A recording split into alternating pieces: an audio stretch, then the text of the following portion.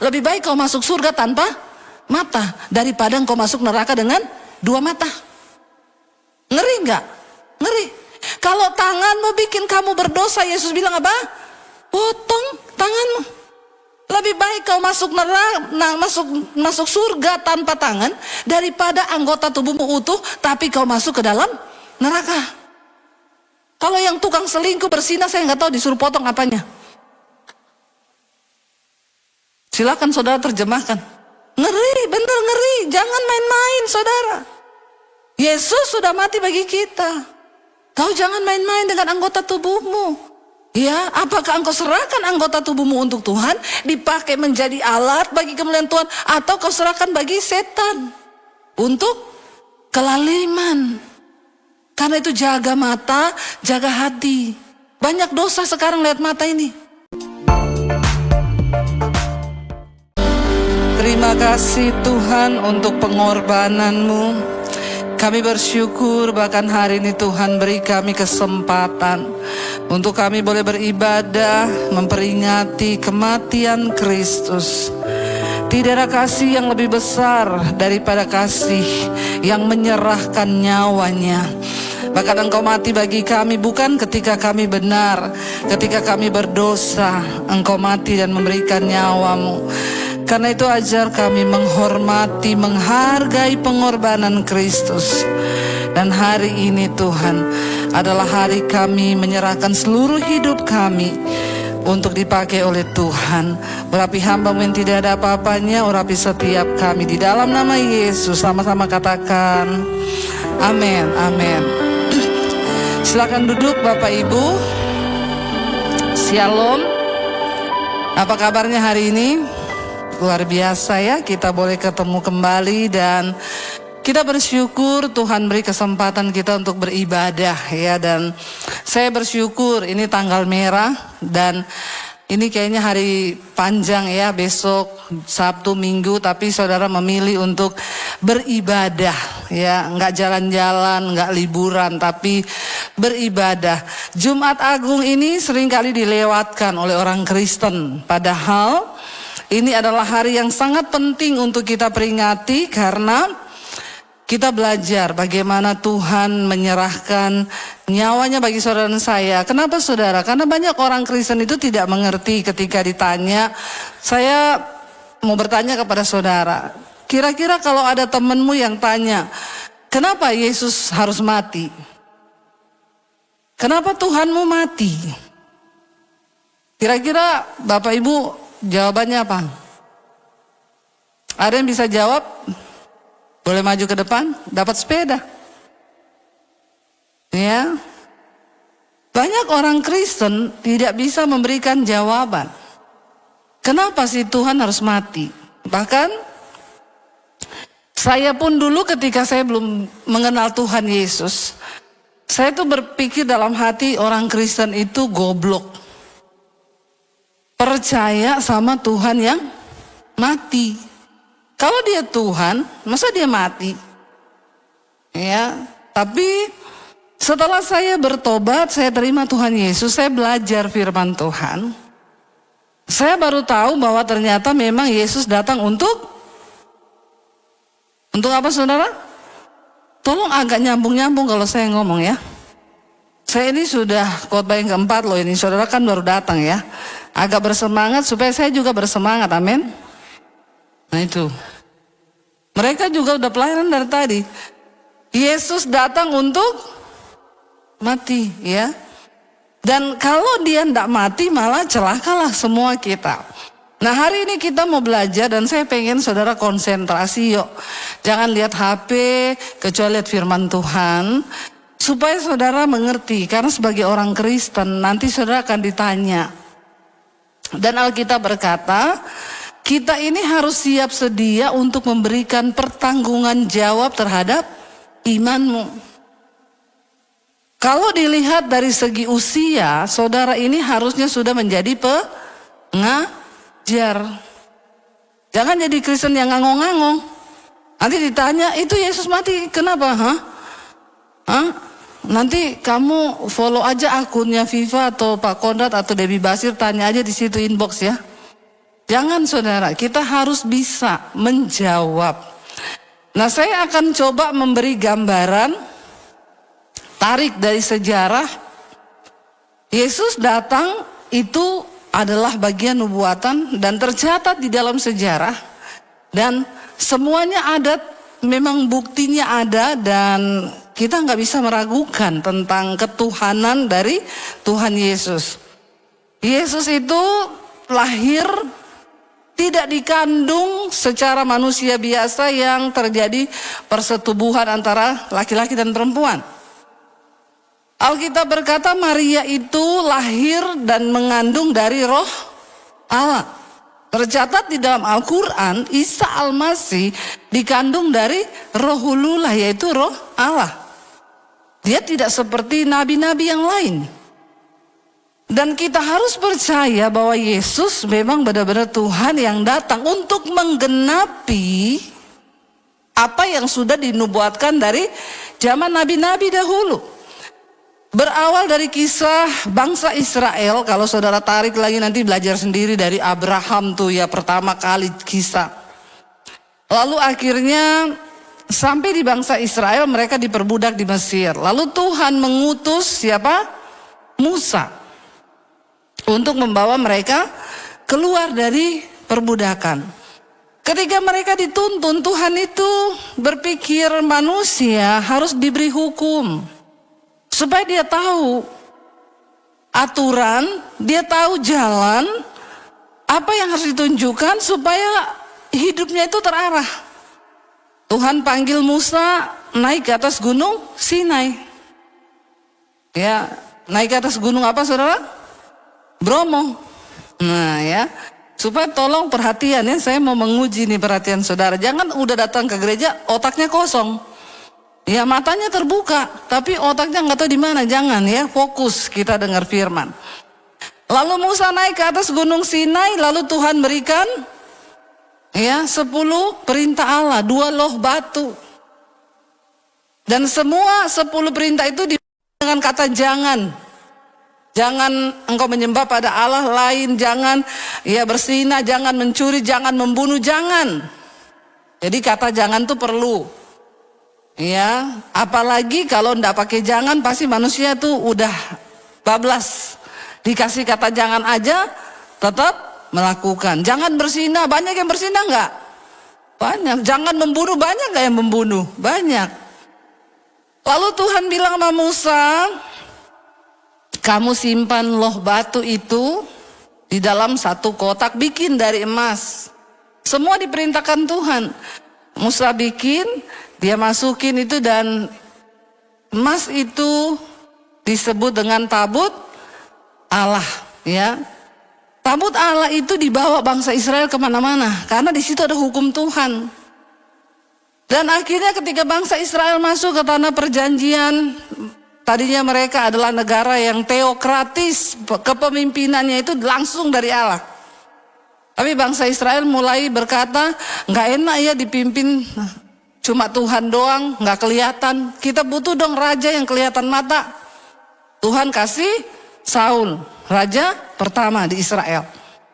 Sampai di sini mengerti dulu? Ya, yang lulus sekolah minggu katakan amin.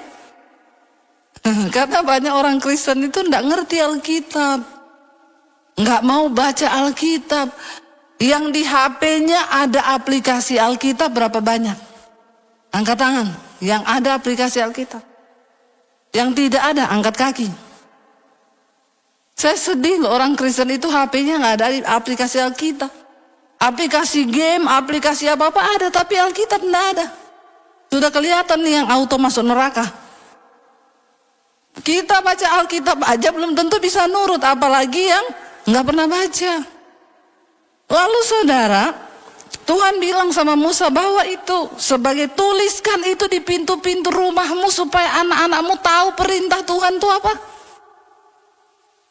Lalu Musa mengingatkan kepada bangsa Israel, tabut Allah ini dibawa sampai ke Raja Saul. Saul terus bangsa Israel berperang, mengalahkan bangsa-bangsa yang lain. Mereka kalau perang bawa tabut perjanjian ini. Tabut perjanjian bicara tentang kehadiran Tuhan. Kalau ada tabut, menang mereka. Karena berarti ada penyertaan Tuhan. Sampai ketika akhirnya Daud naik menjadi raja di Israel. Daud berkata begini, aku udah jadi raja, aku punya istana yang megah. Masa Tuhan cuma tinggal di tenda, tabut itu cuma taruh di tenda. Daud punya kerinduan untuk membuat rumah bagi Tuhan. Ketika dia berniat untuk membangun rumah bagi Tuhan, Tuhan berfirman, ya bagus niat hatimu itu untuk membuat rumah bagiku. Tapi kau tidak bisa bangun rumah bagiku karena tanganmu berlumuran darah. Karena Daud banyak berperang merebut daerah-daerah ketika dia menjadi raja. Tuhan berkata, niat itu daripadamu, kamu yang kumpulin bahannya, nanti anakmu yang akan membangunnya. Lalu Salomo naik menjadi raja menggantikan Daud. Salomo tangannya tidak berlumuran darah karena dia nggak berperang. Ketika dia naik menjadi raja, sudah aman, sudah damai kerajaan Daud itu. Lalu Salomo membangun rumah bagi Tuhan. Kalau saudara pernah ke Israel, yang pernah ke Israel yang angkat tangan. Ya, yang belum pernah tapi sudah pernah ke Swiss bertobat. Kenapa kita perlu ke Israel, saudara? Saya ini minggu lalu itu harusnya ada di Israel. Saya harusnya bawa 150 orang. Tapi karena perang, di reschedule nanti. Saya rindu selalu ke Israel. Karena di sana kita bisa melihat sejarah. Dome of the Rock yang ada kubah emas. Itu dulu adalah tempat di mana Tuhan menyuruh Abraham mempersembahkan anaknya Ishak di atas gunung Moria. Dan bukan secara kebetulan Alkitab itu wow. Di tempat yang sama berdirilah Dome of the Rock, yaitu bait suci, bait Allah yang dibangun oleh Raja Salomo. Bait suci dibangun berdasarkan perintah Tuhan. Ada bilik-bilik, ada halaman. Di ruang maha suci itu diletakkan tabut perjanjian yang dari zaman Musa. Isinya apa? 10 perintah Tuhan. Ditaruh di dalam ruang maha kudus. Nah, setiap tahun imam itu harus datang untuk apa? Mempersembahkan korban. Jadi kalau saudara bikin dosa banyak, harus beli lembu, sapi, kambing, domba. Tapi ada syaratnya, yang tidak bercacat. Diperiksa domba itu, kupingnya itu normal, semua hidung normal. Nggak boleh ada cacat, nggak boleh ada luka, nggak boleh ada kudis. Untuk apa? Dipersembahkan bagi Tuhan. Yesus lahir di kota Bogor, Bethlehem, ya, dan dia lahir di padang gembala, di kandang domba. Dan di padang itu, di tempat Yesus lahir itu adalah tempat untuk peternakan yang menyimpan domba-domba yang tidak bercacat, yang akan dibawa ke bait suci. Yesus lahir di situ.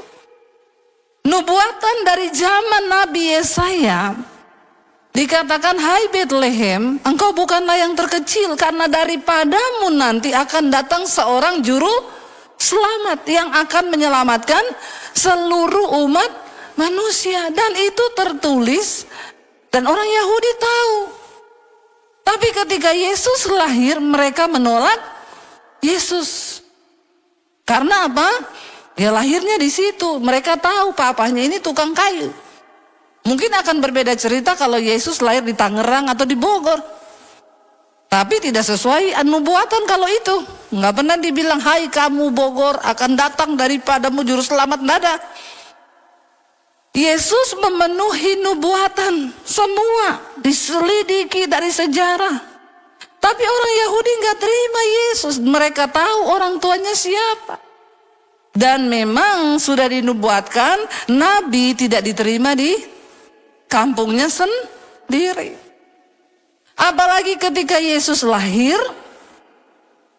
dia besar, dia membawa pengajaran yang berbeda dengan ajaran-ajarannya orang-orang Yahudi dan ahli-ahli Taurat dan orang Farisi.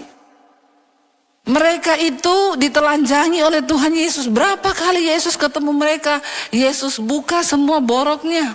Kamu itu seperti kuburan yang dicat putih, di luarnya bagus, bersih, tapi di dalam busuk. Yesus berapa kali berkata pada mereka, hai kamu keturunan ular beludak.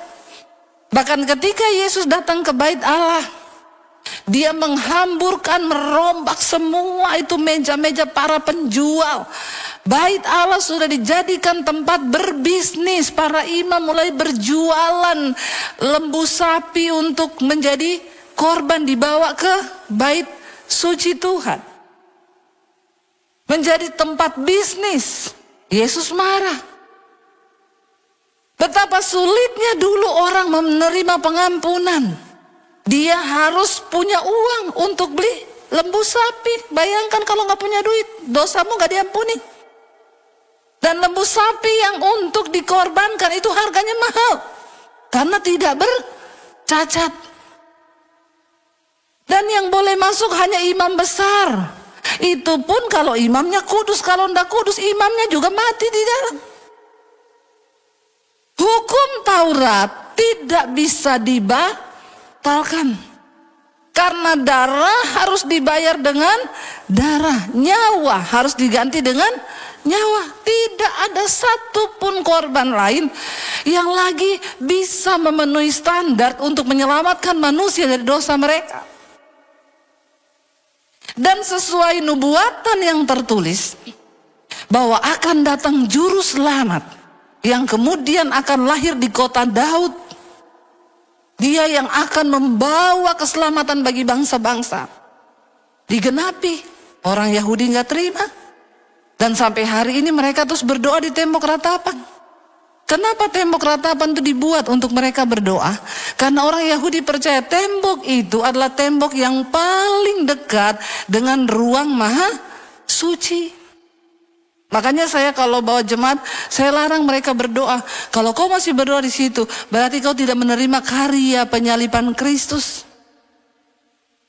Ketika Yesus mau dibunuh, kenapa Yesus dibunuh? Tadi saya sudah menjelaskan. Karena memang dia datang untuk mati. Mengorbankan dirinya untuk menjadi tebusan bagi nyawa kita, darah kita. Darah diganti darah. Lalu pada waktu itu imam-imam besar bingung cari cara untuk menyalibkan Kristus. Karena mereka sudah benci dengan Yesus dan mulai banyak pengikutnya. Dia bikin mujizat, orang lumpuh berjalan di hari Sabat, hari yang dikeramatkan, orang tidak boleh bekerja. Di Israel kalau Sabat, lift itu tidak boleh jalan saudara. Jadi ada lift Sabat. Ya semua serba Sabat. Saya tanya sama orang Israel, berarti mereka nggak boleh hidupin mesin, nggak boleh. Jadi kalau Sabat mereka nggak hidupin mobil, nggak hidupin motor, nggak hidupin lampu. Saya tanya, tapi kalau mereka kawin di hari Sabat boleh nggak? Boleh. Padahal kan ya nggak boleh kan? Tapi ya itulah mereka. Lebih mementingkan adat istiadat daripada menghormati Tuhan. Bait suci akhirnya menjadi bukan lagi tempat orang bertemu Tuhan, tapi sudah jadi tempat bisnis dan orang tidak menghargai lagi darah. Mereka makanya Allah berfirman di Perjanjian Lama, aku nggak berkenan pada korban-korban sembelihanmu, sebab engkau melakukan korbanmu tanpa ketaatan, hanya sebuah rutinitas. Yesus datang, dia bikin mujizat di hari Sabat, orang Farisi marah. Dia menentang semua mereka punya ajaran yang sudah tidak sesuai dengan hukum Tuhan. Dan Yesus berkata, aku akan merobohkan bait Allah ini. Dan aku akan membangunnya kembali dalam waktu 3 hari. Saudara bisa bayangkan, bait Allah adalah bangunan yang sangat sakral bagi orang Yahudi. Kira-kira kalau di Indonesia saudara ngomong satu tempat ibadahnya orang, Saudara bilang, aku akan merobohkan bangunan ini. Habis enggak? Habis kau. Coba berani kau lakukan itu. Itu sama dengan menghina Tuhan mereka. Menghina Allah. Bagi orang Yahudi tempat itu adalah tempat yang sakral, melambangkan kehadiran Tuhan. Tapi Yesus melihat mereka sudah kehilangan esensi tentang hubungan yang benar dengan Tuhan. Apakah Tuhan bisa dipermainkan? Hanya dengan engkau mempersembahkan korban, lalu engkau bikin dosa, engkau persembahkan engkau, dan tidak ada lagi darah yang bisa menghapus dosa manusia. Dan Allah berinisiatif. Karena hukum Taurat tidak bisa dibatalkan, tapi harus digenapi. Dan yang bisa menggenapi itu hanya Tuhan. Lalu dia berinisiatif untuk datang ke dalam dunia sesuai dengan yang tertulis dalam kitab para nabi. Bahwa akan datang seorang juru selamat, dia akan mati. Dan Yesus menyatakan semua kebenaran itu. Lalu di dalam Injil Matius 26 kita baca ayat 57. Yesus di hadapan mahkamah agama dikatakan, sesudah mereka menangkap Yesus, mereka membawanya menghadap Kayafas imam besar. Di situ telah berkumpul ahli-ahli Taurat dan tua-tua di rumahnya Imam Kayafas.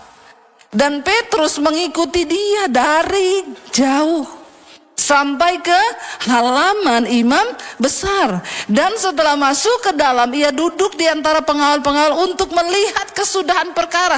Petrus pura-pura tidak kenal Yesus. Saudara, sebelum Yesus ditangkap, Yesus sudah bilang sama murid-muridnya, sebentar lagi kamu akan tercerai-berai. Karena aku akan diserahkan ke tangan orang berdosa. Lalu Petrus bilang, siapa yang akan melakukan itu? Sungguh Tuhan, imanku tidak akan tergoncang, kata Petrus. Walaupun teman-temanku semua akan tergoncang, kecuali aku tidak. Tuhan bilang, Petrus, engkau akan menyangkal aku. Oh, tidak mungkin. Makanya jadi jangan sok-sokan, saudara. Ya, tidak mungkin Tuhan. Waktu Yesus ditangkap, dibawa ke rumah Imam Kayafas, saya selalu kalau ke Israel, tempat yang tidak pernah mau saya skip, yaitu rumah Imam Kayafas. Di depan rumah Imam Kayafas itu ada gereja ayam berkokok, atau yang disebut gereja Petrus. Kenapa di situ? Karena disitulah Petrus menyangkal Tuhan Yesus. Selalu kalau pergi ke rumah Imam Kayafas itu tidak ada satupun peserta yang tidak menangis. Waktu saudara dibawa ke bawah tanah melihat penjara Tuhan Yesus sebelum dia disalib. Yesus diturunkan ke bawah itu melalui satu lubang. Lubang itu cuma ukuran badannya. Dia diturunkan ke bawah dengan tali diikat di ketiak dua-dua lalu diturunkan ke bawah. Saudara bisa bayangkan kalau saudara mau diturunkan dan diikat tali di ketiak itu tulangmu remuk semuanya. Di bawah tanah itu dia dipenjara hanya ukuran badan. Mereka kalau kasih minum cuma dilempar aja begitu. Kita nangis kalau melihat itu. Saya kemarin terakhir ke Israel, saya dikasih satu rumput yang dijadikan mahkota duri Tuhan Yesus. Tour guide saya bilang, Bu, ini duri yang dijadikan mahkotanya Tuhan Yesus. Ini saudara, ini saya pegang dengan tangan saya duri ini. Ya, saudara lihat duri ini, ya, itu ujungnya setajam jarum. Dan duri ini keras sekali, saudara. Saya coba tusuk pakai tangan saya itu baru kena ujungnya, dia berdarah langsung, lubang. Ini adalah duri tanaman yang dijadikan mahkota bagi Tuhan Yesus. Dan itu mereka lilit beberapa kali. Ini padahal satu tuh aja begini. Itu mereka lingkari, diikat, lalu dipakein di kepala dan dimasukin ke dalam kepalanya saudara. Iya, saya tuh membayangkan saya pegang ini aja pakai tangan saya, tajam sekali. Kalau kita tuh dapat kesempatan ke sana, kita bisa melihat langsung. Ya, saudara bisa bayangkan duri itu dijadikan mahkota lalu dipasang di kepala dan ditancapkan. Itu saya kena ujung tangan aja, saudara, langsung berdarah dan sakitnya minta ampun. Pengorbanan Kristus. Cuma untuk apa? Menyelamatkan saudara dan saya. Lalu ketika dia ditangkap, mereka membayar saksi-saksi dusta untuk memberatkan Yesus supaya dia layak dihukum mati. Karena untuk hukum mati orang gak bisa sembarangan. Harus ada alasan yang tepat untuk menghukum mati. Zaman itu belum ada kursi listrik, belum ada senjata. Jadi satu-satunya hukum mati yaitu digantung di atas kayu salib. Mereka mencari alasan, lalu ada 2 orang saksi dusta yang mereka itu datang dan berkata, kan dia berkata bahwa dia akan merobohkan bait Allah ini dan akan membangunnya kembali dalam waktu 3 hari.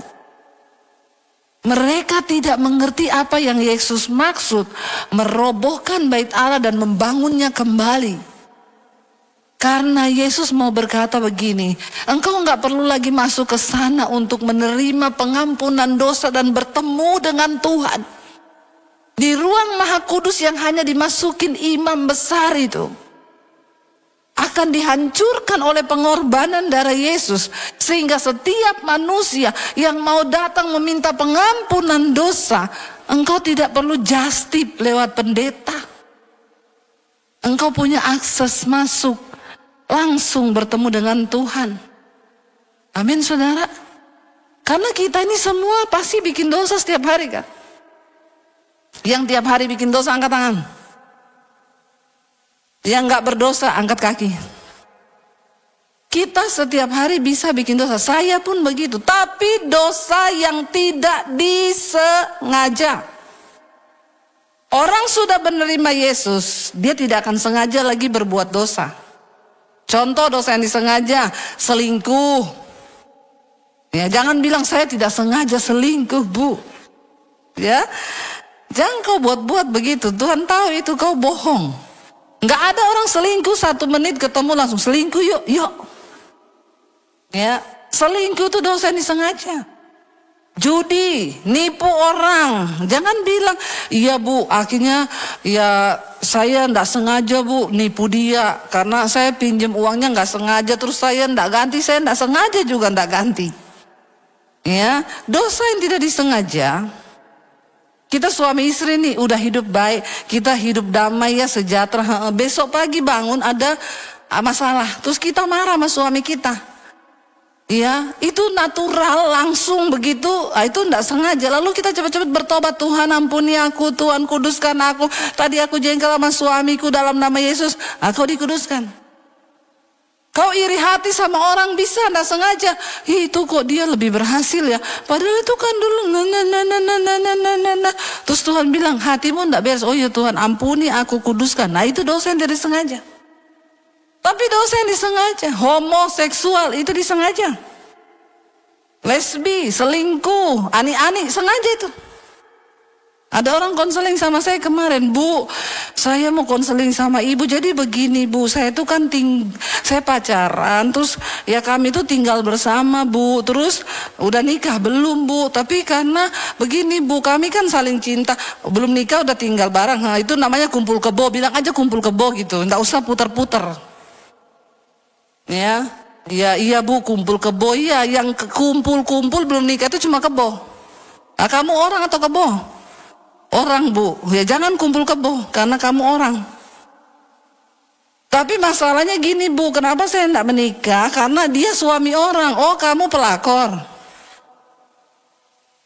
Ya jangan bilang gitu Bu. Nggak usah kau manis-maniskan kata-katamu. Ngomong aja saya ini pelakor.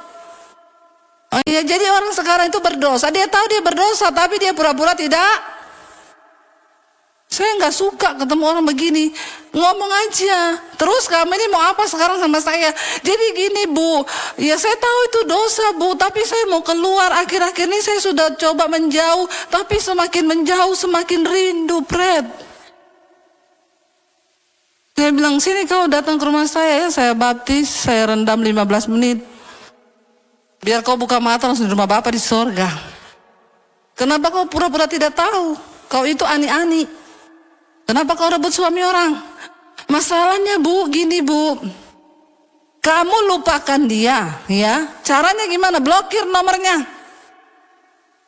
Ya iya sih Bu, ya sudah, tapi dia WA saya lagi pakai nomor lain.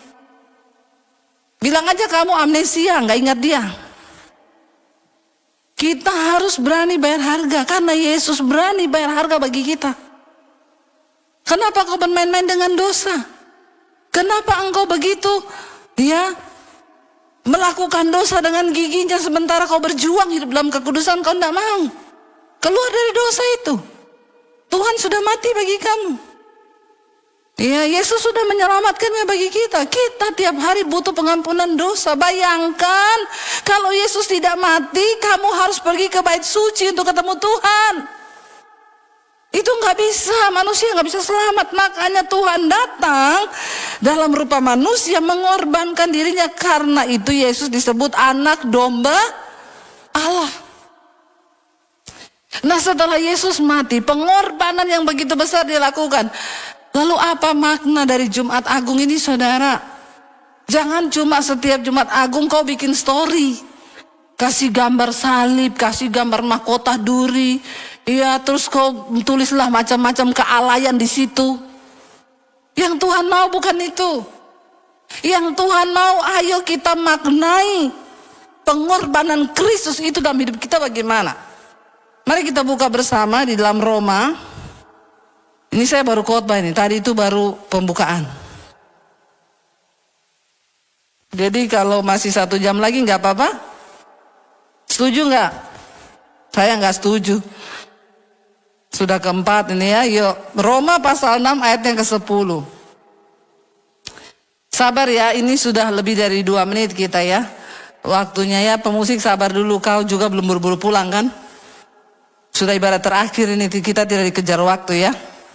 Roma 6 ayat yang ke-10 sampai ayat 14. Baca sama-sama 1, 2, 3. Sebab kematiannya adalah kematian terhadap dosa. Berapa kali? 1 kali untuk selama-lamanya. Dan kehidupannya adalah kehidupan bagi Allah. Teladan Kristus mati bagi dosa, hidup bagi Allah.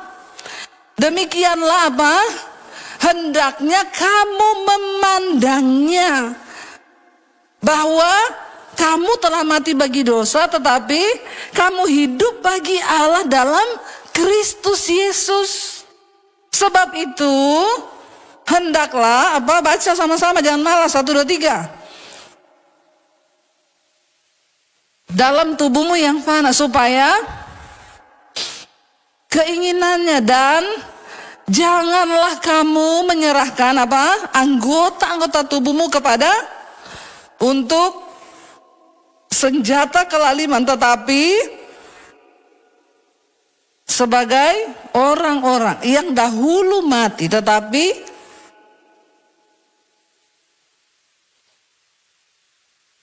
untuk menjadi, sebab kamu tidak akan dikuasai lagi oleh, karena kamu tidak, tetapi amin saudara.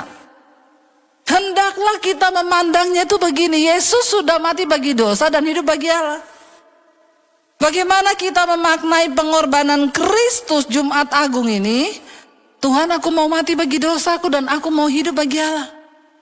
Caranya bagaimana? Jangan kamu menyerahkan anggota-anggota tubuhmu kepada dosa untuk dipakai sebagai senjata kelaliman. Tetapi serahkanlah dirimu, anggota-anggota tubuhmu kepada Tuhan, supaya dipakai menjadi senjata kebenaran. Kita ini punya anggota tubuh.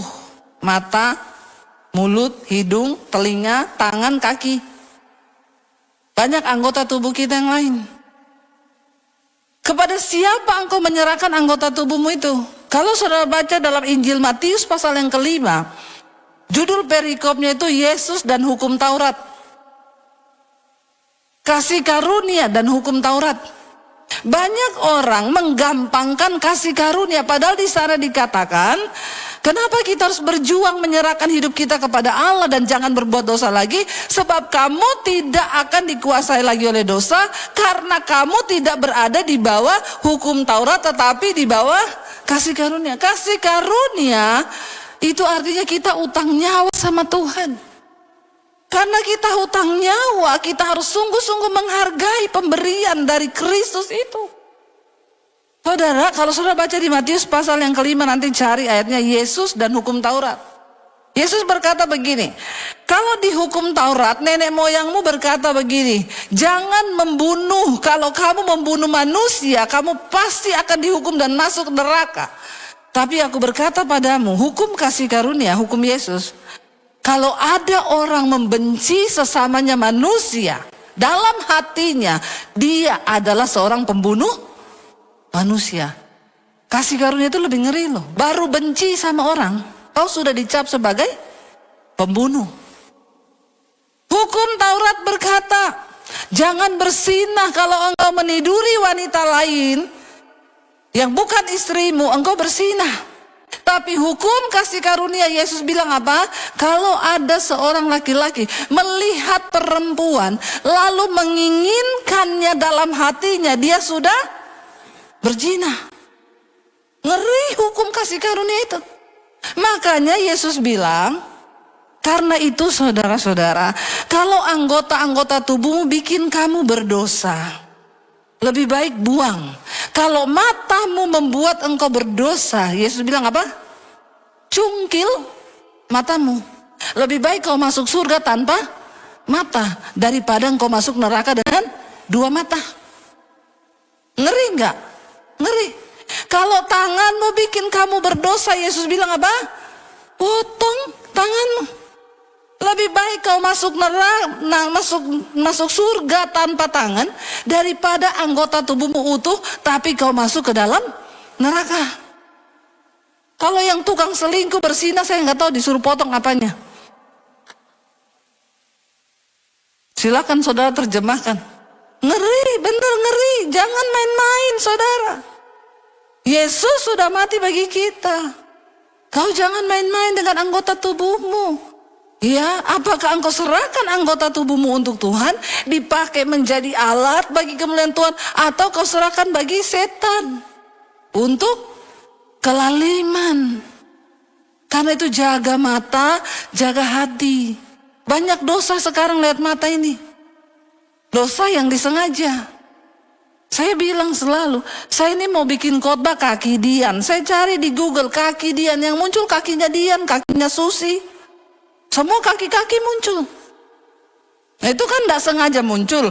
Kalau saya klik kakinya Dian, nah itu saya sengaja berdosa.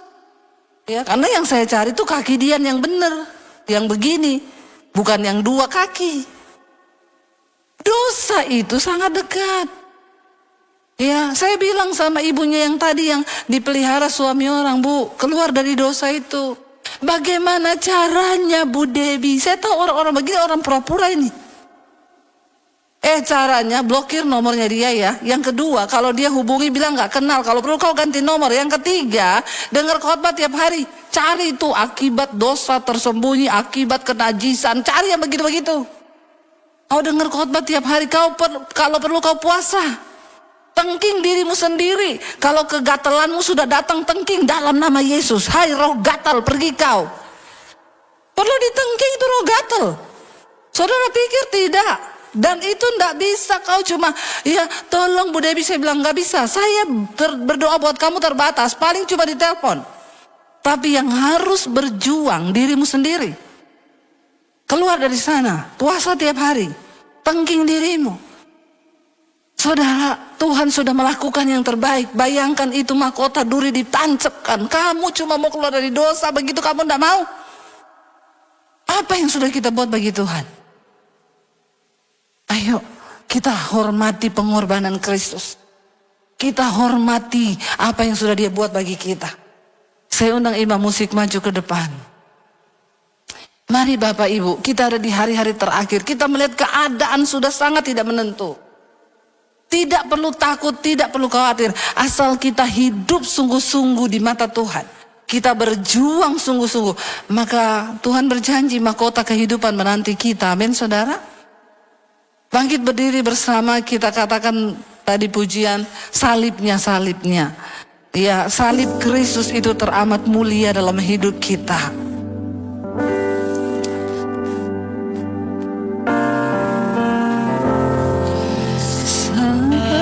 Salibnya. Amin Tuhan. Salibnya.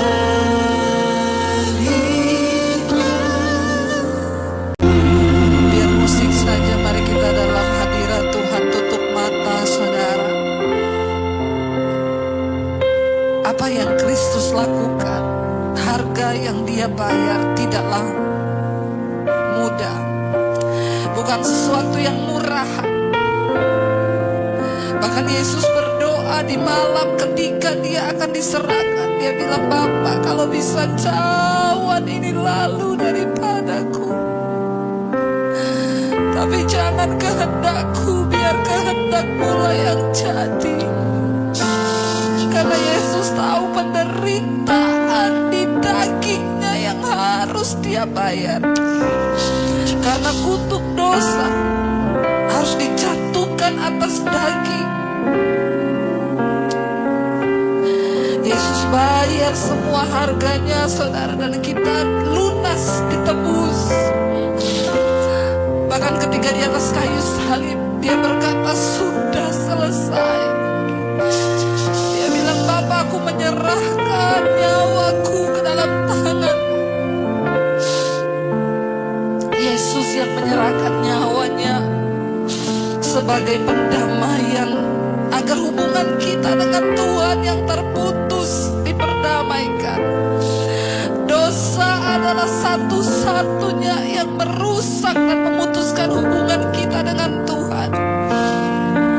Biar di Jumat Agung ini saudara, kita mau datang pada Tuhan dan kita mau berkata, Tuhan, ampuni kami.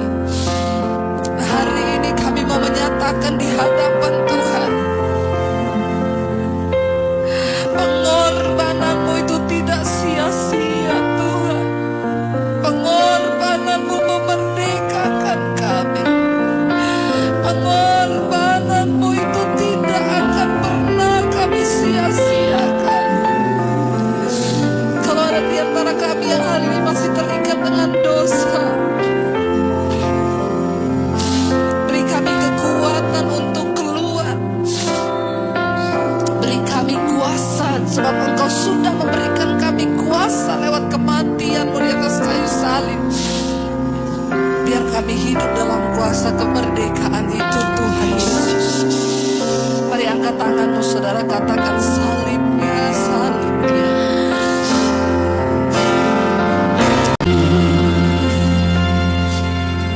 Terima kasih Bapa, Engkau baik, sungguh baik, amat baik. Engkau telah izinkan hamba-Mu Pastor Debbie menjadi saluran berkat di tempat ini, sehingga setiap firman yang disampaikan tidak berlalu dengan sia-sia. Engkau terus terjemahkan materai ke dalam hati kami masing-masing dan jadikan kami menjadi pelaku firman Tuhan. Engkau berfirman Roma 3 ayat 23, semua manusia tanpa kecuali siapapun Anda dan posisi apapun, semua telah berbuat dosa. Semua telah hidup tidak berkenan, tidak layak. Dan kita tahu konsekuensi upah dosa Roma 6 ayat 23 adalah maut. Tapi Anda kekasih Tuhan di tempat ini, Yesaya 43 ayat 4 berkata, kita berharga dan berarti dan mulia di hadapan Bapa di surga. Oleh karena begitu besar kasih Allah, Yohanes 3 ayat 16, dia utus anaknya yang tunggal, tidak ada pilihan yang lain. Yang digambarkan dalam Filipi 2 ayat 6, dia tidak mempertahankan kesetaraan dengan Allah itu sendiri. Bahkan Filipi 2 ayat 7, dia mengosongkan diri, menghampakan diri, bahkan menjadi sama seperti saudara saya. Dialah yang kita kenal manusia di dalam Kristus Yesus, datang ke dunia untuk tujuannya, tidak lain tidak bukan untuk menyelamatkan saudara saya. Sebab tidak ada seorang pun yang dapat selamat tanpa karya pengampunan dari Allah Bapa di surga. Dia menebus karena kita telah tergadai oleh karena dosa melalui tangan si jahat Lucifer saat itu. Tapi dia menebus 1 Petrus 1 ayat 18, bukan dengan perak emas, tapi 1 Petrus 1 ayat 19, melalui darah Yesus, darah yang suci, darah yang kudus, darah yang tak bercacat celah, darah anak domba yang sebentar lagi kita akan terima tubuh dan darah Yesus. Inilah tanda materai perjanjian baru. Dia memateraikan anak saya, dia tersalib untuk kutuk dosa saudara saya, supaya kita kembali dibenarkan, dikuduskan, dilayakkan menjadi anak kasih Tuhan. Dia telah bayar tunai lunas sudah. Dan saat ini Anda, kekasih Tuhan di tempat ini, kita semua tanpa kecuali adalah milik kepunyaan Tuhan. Tuhan rindu Anda dan saya dipakai dengan cara luar biasanya untuk menangkan jiwa. Minimal keluarga besar kita masing-masing menangkan melalui hidup saudara saya. Dan Tuhan beri otoritas, kuasa Tuhan menyertai saudara saya. Karena dia tersalib untuk kutuk dosa, dia yang tidak berdosa telah menjadi berdosa untuk mengambil alih setiap kutuk dan dosa saudara saya. Oleh karena itu, saudara saya, kita menjadi partner, kawan rekan sekerja Tuhan. Yakini, imani, percaya Tuhan tetap ada bersama saudara saya. Tuhan mau pakai saudara saya. Dan kita juga dengan iman mati bersama Kristus melalui karya salib, sehingga dosa tidak berkuasa dalam pikiran, kehendak, dan perilaku saudara saya. Sehingga dosa boleh datang dalam pikiran, kehendak, melalui tangan Anda, kaki Anda yang Anda lakukan pada sebelum mengenal Yesus, menjadikan dia Tuhan dan Juru Selamat. Kita melalui kehidupan saudara saya, anggota tubuh saudara saya, kita lakukan hal-hal yang membuat dosa. Tapi saat ini kita punya otoritas. Kita dapat mengalahkan kuasa dosa yang akan dalam pikiran, dalam kehendak, dalam perilaku saudara saya. Tuhan berikan kemampuan saudara saya untuk mematahkan siap dosa itu. Matius 16 ayat 19, dia berikan kunci kerajaan surga, supaya waktu Anda berkata, untuk apapun juga Anda katakan, terikat di dunia, terikat di surga. Dan Anda dapat luput dari setiap perbuatan-perbuatan yang akan membawa kita kepada kebinasaan yang kekal. Oleh karena itu, mari kekasih yang diberkati Tuhan, kita bukannya aminkan di tempat ini. Matius 7 ayat 21 berkata, bukan kita berseru-seru Tuhan yang akan melihat masuk kerajaan surga, tapi kita menjadi pelaku firman Tuhan melalui hidup kekasih Tuhan. Nama Kristus dipermuliakan. Terima kasih Bapa, kami siap menerima tubuh dan darah Yesus. Kami telah diberkati melalui firman Tuhan yang disampaikan oleh hamba-Mu Pastor Debbie. Kami akan menjadi pelaku firman Tuhan yang baik. Kami menjaga hidup kami, perilaku kami, perbuatan kami, apapun juga. Biar nama Kristus dipermuliakan, diagungkan. Hanya dalam nama Yesus kami berdoa dan mengucap syukur, siap menerima tubuh dan darah Yesus. Kita ini berkat Tuhan, katakan bersama, amin, amin, amin. Tuhan berkati kita dalam hadirat Tuhan.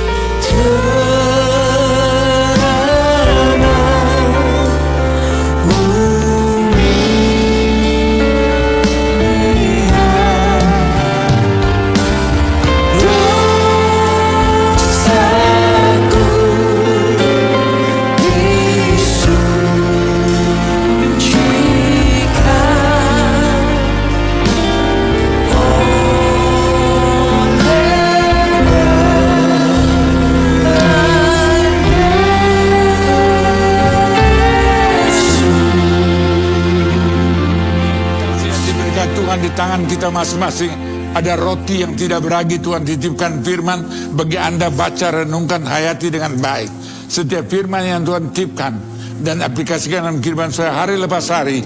Biarlah firman Tuhan menjadi rema dalam perjalanan kehidupan saya. Yakini, imani, percaya. Dan saat ini saya menerima Amsal 4 ayat 10, Alkitab berkata, hai anakku, dengarkanlah dan terimalah perkataanku, supaya tahun hidupmu menjadi banyak. Tuhan inginkan yang Anda beri telinga untuk mendengarkan setiap firman Tuhan di tempat ini. Anda aminkan setiap firman Tuhan yang Anda telah dengar dan aplikasikan dalam kehidupan saya, supaya tahun kehidupan hari-hari depan, usaha, bisnis, pekerjaan saudara saya ada dalam penyertaan kasih anugerah berkat Tuhan. Dan Tuhan selalu rindu memberi yang terbaik. Kalau dia telah berkorban mati untuk dosa saudara saya, maka konsekuensi dia tetap memelihara, menjaga hidup saudara saya selama kita mau berjalan dalam pimpinan, dalam kuasa, dalam hadirat penyertaan Tuhan. Kita angkat roti tinggi di atas kepala kita, satu dalam doa. Bapa kami yang bertakhta dalam kerajaan surga, yang kami panggil dan kenal dalam nama Yesus Kristus, Tuhan Juru Selamat kekasih kami. Saat ini kami mengangkat roti tinggi di atas kepala. Kami tahu, kami sadar inilah roti yang tidak beragi.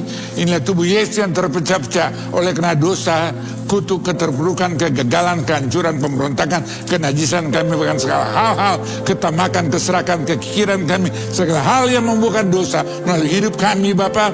Kami imani percaya melalui tubuh Yesus yang terpecah-pecah ada kuasa pengampunan, kuasa pemulihan, kuasa kehidupan, kuasa kebangkitan, kesembuhan, mujizat, berkat, keberhasilan, keberuntungan, sukacita, damai sejahtera. Semua yang indah yang datang daripadamu, kami imani percaya, kami terima melalui tubuh Yesus yang terpecah-pecah. Itulah iman percaya kami dalam Kristus Yesus. Sambutlah Yesus rohnya. Dengarkan firman Tuhan, sebab apa yang telah kuteruskan telah kuterima dari Tuhan Yesus Kristus. Pada waktu malam hari ia diserahkan, ia mengambil roti itu, sesudah itu ia mengucap syukur atasnya, ia memecah-mecahkan dan berkata, inilah tubuhku yang diserahkan bagimu, perbuatlah ini menjadi peringatan akan aku. Bukankah roti inilah tubuh Kristus? Makan dengan iman percaya, terima terjadi sesuai imanmu. Dalam nama Yesus Kristus kita makan dengan iman percaya.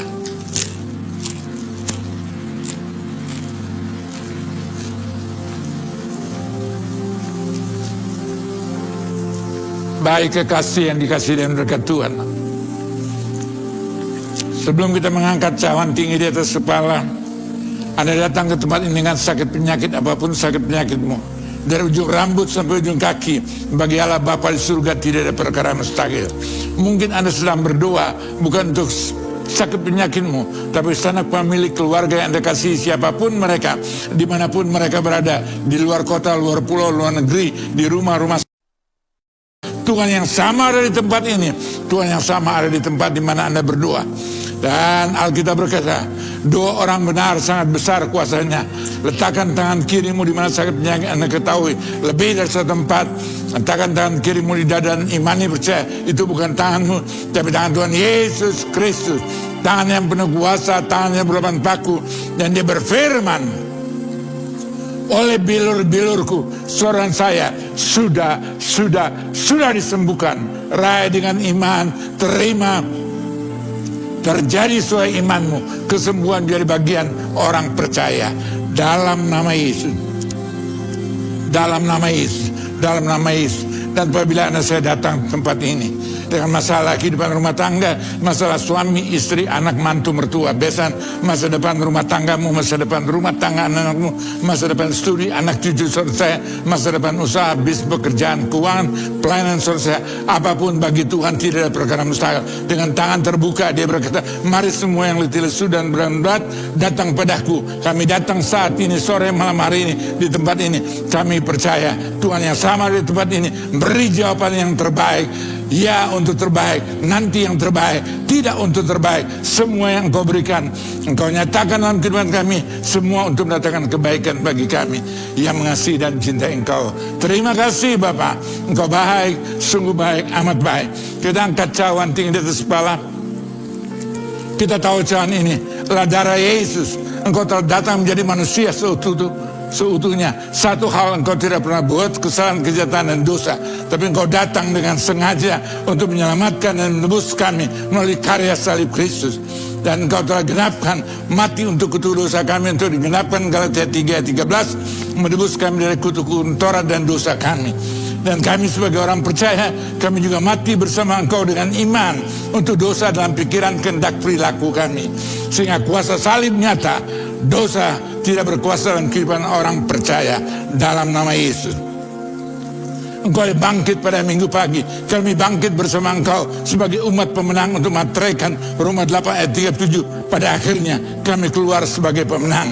Engkau telah naik ke surga, duduk sebelah kanan Allah Bapa di surga untuk menjadi pembela kami. Roma 8 ayat 34. Engkau menjadi perantara kami di hadapan Allah Bapa di surga. Roma 8 ayat 26. Engkau menjadi pendoa syafaat kami di hadapan Allah Bapa di surga. Yohanes 17 ayat 1-23. Dan engkau sudah menyediakan tempat yang terbaik. Yohanes 14 ayat 2. Engkau sedang persiapkan rumah yang terbaik. Surga sedang menanti kekasih-kasih Tuhan. Tapi segera engkau akan datang. Yohanes 14 ayat 3. Supaya di mana engkau berada, kami berada bersama engkau dalam kalan. Dan waktu 1 4 ayat 16 digenapkan.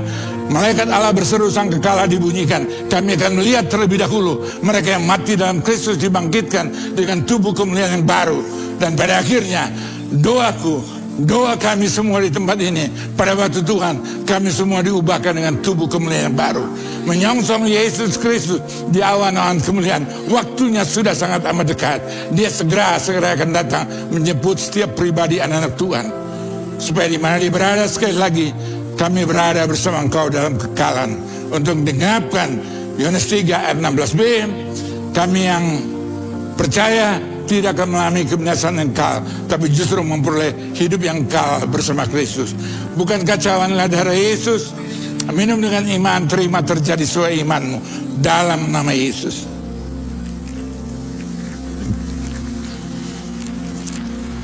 Kita bersyukur dan terima kasih. Kami bersyukur Bapa, kami telah diberkati melalui firman-Mu, disadarkan untuk kami berjalan dalam kebenaran, dalam penyertaan kasih anugerah berkat Tuhan, dalam pimpinan hadirat lawatan Tuhan terus ada dalam kehidupan kami. Terima kasih, kami telah disembuhkan, dipulihkan, diampuni, dikuduskan, dilayakan, bahkan menjadi kekasih Tuhan. Hanya dalam nama Yesus kami berdoa dan mengucap syukur. Kita katakan bersama sekali lagi, amin, amin, amin. Tuhan Yesus memberkati. Silakan.